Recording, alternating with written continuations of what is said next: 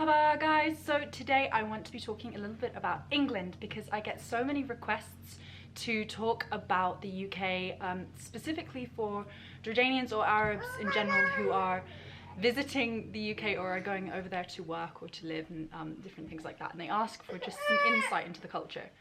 What? تعال هون. I think that there's this kind of misconception that kind of anything goes in the UK and it's very diverse and multicultural and all of these things, and it is these things, but there's a lot of social etiquette and there's a lot of things that are normal or encouraged in Jordan and in the region in general that aren't okay in England at all, and I've seen Arabs make these mistakes in the UK, so I thought I'll do a video about that. So the first one on my list is kissing when you greet somebody. In Jordan, what we do is you shake hands with your right hand when you first greet somebody and you kiss them on the cheek. And you know, you do that women to women, men to men, and occasionally between families and things, men and women will do it.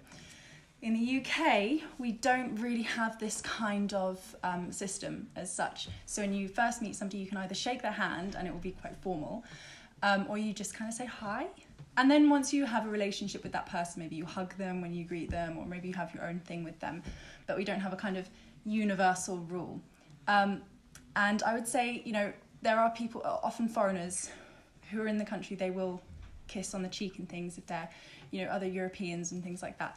And that's fine, and that's really nice actually. People tend to quite like that. It feels kind of like, oh, continental, and very European. But it's also because typically we'll kiss somebody on the cheek if there are direct family members and we're quite close with that person.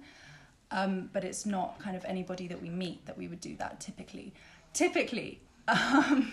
So, you know, it's a nice thing to do, but the problem is that a man can't generally kiss another man. You calling Adham? So in Jordan, men kiss men and men hold hands, and men are very kind of touchy-feely with each other, and it doesn't mean anything, and it's very much accepted and it's very normalised. In the UK, it's not normalised at all, and you probably won't get a very good reaction if you try and kiss your co-worker or your colleague, you know, whoever you're studying with or something like that on the cheek. They're probably not going to love that, and they'll probably lean away like, whoa dude, what are you doing? So that's just a good tip to know, is that men typically don't do that. Okay, the next one is about smoking, and I feel like I should say briefly that in the last video it looked a lot like I was endorsing smoking, and I really wasn't, and I didn't mean for it to come out like that, and of course it really did come out like that. I just want to say that I don't endorse smoking in any way. I hate it. But I will, maybe that's for another time. So smoking is my next one. In Jordan, you can light up a cigarette basically anywhere. I mean, I've seen people smoking in hospitals. It's very kind of casual. Alhamdulillah, it's becoming less normalised. So in malls, you can no longer smoke in malls and things, and there are designated smoking areas, for instance, at the airports. But imagine at Queen Alia Airport, you've got those little boxes that you'll have to cram in and smoke. That's like it in a lot of places in the UK. It's like that. Smoking has kind of, the whole culture around smoking has changed drastically in the last kind of decade, I'd say, or yeah, probably a decade. When I was a kid, you could smoke in restaurants and cafes and things. You cannot now. And there's a kind of etiquette around smoking. So you would want to ask permission before lighting. You are so noisy. What are you talking about? You'd probably want to ask permission before you light a cigarette, even if you are outside, if you're in a public space, if you're in a park or something like that. Wherever you are, you want to ask the permission of the people around you, because a lot of the time they don't want to be around smoke at all. You definitely can't just light up a cigarette in somebody's home and expect them to bring you an ashtray and for it to be okay. So I think that that's a useful thing for people to know about smoking. It's just you have to be pretty careful about where you do it. There are a lot of rules about parking in the UK. Obviously, this only counts. Shush. This only counts if you've got a car, and you will learn this anyway. If you've got a car, like, you'll have to learn this. He's shouting, Adham. But, you know, just for the sake of anecdotal information, in Jordan you can kind of park wherever you want. There's very few places that will charge for parking, and people kind of double park. And there's this weird thing that people do here. So, okay, all the parking is usually outside the shop, outside the front of the shop. So you've got like a little bit of space. It's not like, maybe it's designated for parking, maybe not, but it's usually will only take like 2 or 3 cars for a big shop. And everyone drives here. So, not everyone, but so there's never enough spaces outside the shop that you want to go into. So people will double park each other. But there is a way around this. What are you saying? Shush. There's a way around this. What people do is when there is clear space for them to park, they will park away from the shop so their car is still kind of slightly on the road, and it means that nobody, excuse you, stop.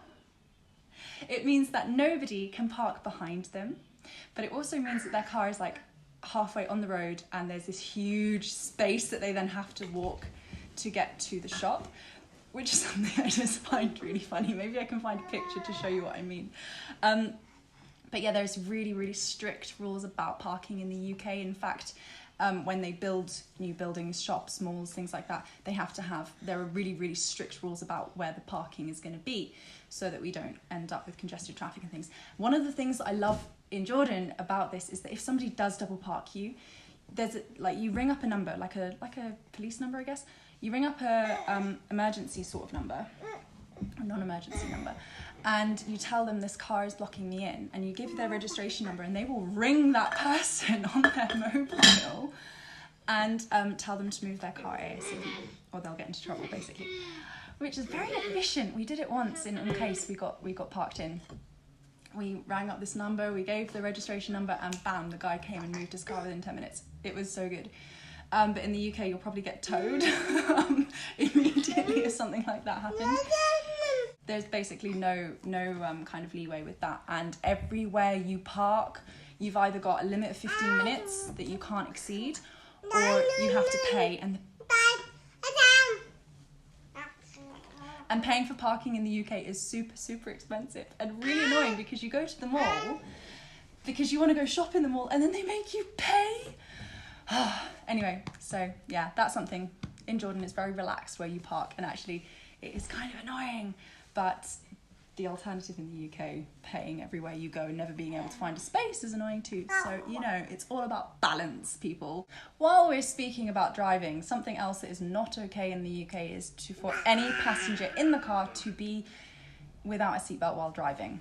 It's really, really not okay, not accepted in any way. In Jordan, you've got a rule that children should be restrained, although the law doesn't really explain how. I think they need to be in the back and they need to be restrained, but it's not like very specific. What I've read anyway hasn't been very specific. And any adults in the car, if they're in the front seats, they have to be wearing their seatbelt. That's the law. But people don't, and people don't restrain their children. And that's a whole other thing that I actually don't want to get into at all. But seatbelts in the UK, you have to wear your seatbelt. Often the driver won't start the car until you put your seatbelt on. They'll sit there waiting for you, like, oh, you can put your seatbelt on. I actually saw a skit recently where someone was joking about how in Jordan, if you put your seatbelt on, the driver will be offended because they think that you think they're not a good driver. But yeah, wear your seatbelt in the UK. Another thing that is kind of interesting is that in the UK, we have a rule, long-standing rule, that you do not speak about religion or money. Not in kind of I don't know how to explain it, but like, not unless you're looking for a fight sort of thing. It's not kind of like polite speak. So in Jordan, it's okay to talk about religion. Like, it's very kind of free, I noticed, which really shocked me. Like, people can have arguments and things, or have discussions and debates and like very lively conversations about religion, and everything is kept very kind of respectful at the same time. People don't like to have those conversations in the UK unless you've broken down those boundaries kind of thing, unless you're very familiar with each other, unless it's a specific kind of situation. But as a rule, kind of people don't like to talk about it. As well as that is money. So here it's fine in most cases to ask somebody what their salary is, or how much their car cost, or how much their rent is, or you know, how much their house costs, things like that. In the UK, I mean, I would say as a rule, unless you're very, very, very polite in how you ask and apologetic, then don't ask it, because people, they don't like to talk about money and stuff. It's just one of those things that if we want to keep things civilized, we don't talk about religion, we don't talk about money. It's just a British thing. Yeah. Oh, fighting to pay for things. Okay, so in the UK, typically people will take it in turns to pay. So, you know, you get a coffee this time for your friend, they'll get a coffee next time for you, or you go Dutch, which is where you split the bill in half. And people do this with a calculator. So if you go out for a big meal, for instance, particularly with, you know, at university and things, times when people don't have as much money, you will all go out for a meal, and then at the end you will divide the money exactly to the penny using a calculator. Whereas in Jordan, you will fight to pay the bill every single time, and that is a sign of kind of being hospitable, I suppose. So you literally, you will kind of tackle the other person. I know it sounds like I'm exaggerating, but I've been in so many situations where I have literally used my force to stop somebody from paying. Like if you're in a taxi, you're sharing a taxi or something like that, like you have to put your hand forward straight away, immediately, to get the money to the taxi driver. In England, don't tackle the person to pay. As well, if you do this every time, one, they're going to think that you're weird, and two, you are going to end up paying every single time. You know, people won't really understand what you're doing. Yeah. I'm saving the best till last. It's not the best at all, actually. It's the most important one till last. In Jordan, you can kind of go up to a kid and say, mashallah, how cute, and you can give it kisses, and you can ask it its name and be really friendly, or you can touch a kid, you can hug a kid, you can be very friendly and forward with children, and no one really cares. Like, that's just how it is, and it's really nice, and it's something I really love, and I've spoken about it before, but I feel really safe in that kind of environment. Whereas in the UK, and I've witnessed this firsthand, and this is why I'm including this in the video, you can't ever touch a stranger's kid, and you shouldn't engage with somebody else's child before you've engaged with the parent. So you can't be seen to be kind of making a connection with the child without and trying to hide it from the parent or something. It sounds horrible, and I know that it's made a lot of guys feel horrible, because, you know, here men love kids, and they will go up to kids, and they, you know, they want to cuddle the kids and kiss the kids and all of those things. Just be aware of that if you want to compliment a kid, you have to go through the parent. That didn't feel good to talk about at all. It just feels really weird. But let's look at it the other way, that when you're in Jordan, it's very much okay to talk to people's kids and admire people's kids, even if you're a guy, it's okay. I don't want to leave it on that note, because I feel like that was a weird place to go. So I'm going to leave it on a slightly lighter note. The final thing that you can't do in the UK that you can do in Jordan is pray anywhere you want to pray. So obviously in Jordan, you see people, like, particularly with taxi drivers, you see a taxi driver will take his prayer mat out of the back of his car, often it's like hanging up on his seat, and he will go and pray on the side of the road. And you see that on the highway, the motorways, like all the big roads. You see it on roundabouts, which we call circles here. You see it everywhere, just people praying, and they feel very comfortable to pray. You know, if you're having coffee with people, someone will say, "Where's the prayer mat?" and they'll go and they'll pray in the corner of the room. But in the UK, you can't pray wherever you want to pray. You can't pray on the side of the road and not get a lot of attention.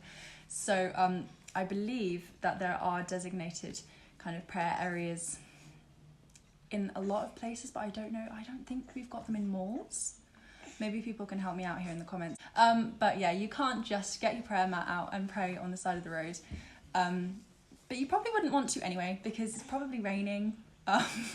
So yeah, trying to end on a bit more of a cheerful note. Thank you for watching. If you've got comments or anything like that, please in the comment section below, and inshallah I'm gonna get this video out today in the same day. Ya Rab, please pray for me.